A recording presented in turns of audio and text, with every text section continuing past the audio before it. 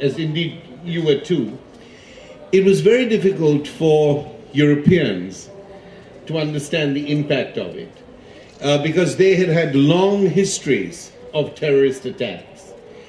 But the difference between their IRA terrorism or the Spanish or Italian terrorism or the Germans in the 60s, the difference between that and what happened at 9/11 was the fact that those acts of terrorism came out of long movements. Either they were liberation movements or they were terrorist movements. This attack seemed, I don't know whether you'd agree with me, and I just want to put this to you for discussion, seemed to me initially as an event, a concrete, tragic event without a framework around it. It was very difficult to put it in a context.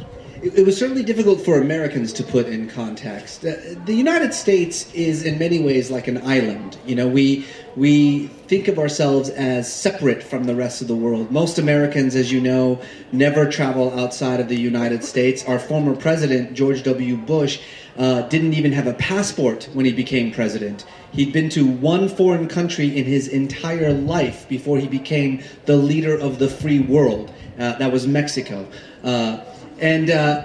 So for us, it is true that there was a rude awakening for a lot of Americans. It was an imposition of the outside world upon the United States. This was a foreign attack on our shores, something that we haven't experienced since the bombing of Pearl Harbor in the Second World War.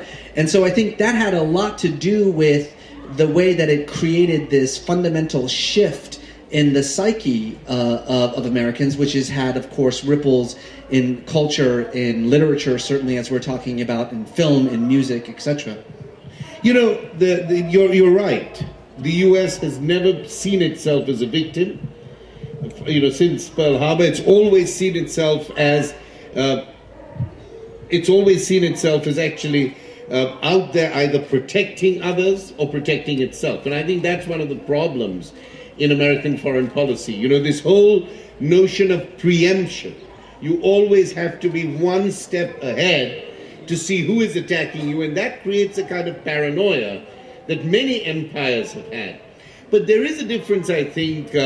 I'd suggest to you, the difference is that this group, which had been, you know, through the Clinton years been followed, was not a national entity. This was not an army. You know, all the problems that came up, the ethical, moral, legal problems that came up in Guantanamo Bay eventually when they had all these alleged terrorists there, I think what it did was to create a sense that who is the enemy? You know, this kind of, this problem, who is the enemy? One other thing I'd just like to add to our conversation is that if you read the poetry that came out of 9/11, and at Harvard I did a 1.5 hour or 2 hour kind of remembrance of 9/11, and I put together for that a number of writings.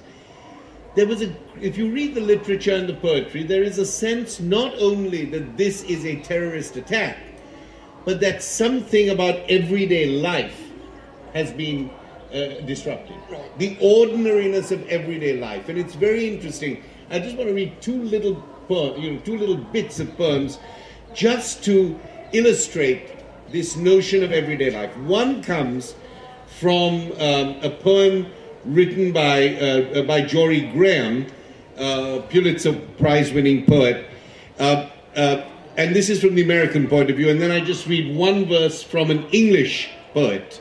And in both cases, of course, the American is 9/11, and the British poet is responding to the 7/7 attack in Britain. In both poems, there is this sense that everyday life, the thing we depend on, the routines that are part of our everyday maps, the family home that we come to, the friends that we have, the neighbors that we count on, that notion of the everyday, that notion of the ordinary has been disrupted. It was not just that a big national history had been disrupted. It was also, and I think this is one of the very interesting things that the poets have to give. She says, and I'll just read it, the building blocks of the normal, full of flying windows, the flower pots crossing the fleeing photographs, the birds, the finally emptying drawers. I saw a shower of pens falling faster than the papers, slower than the young girl falling.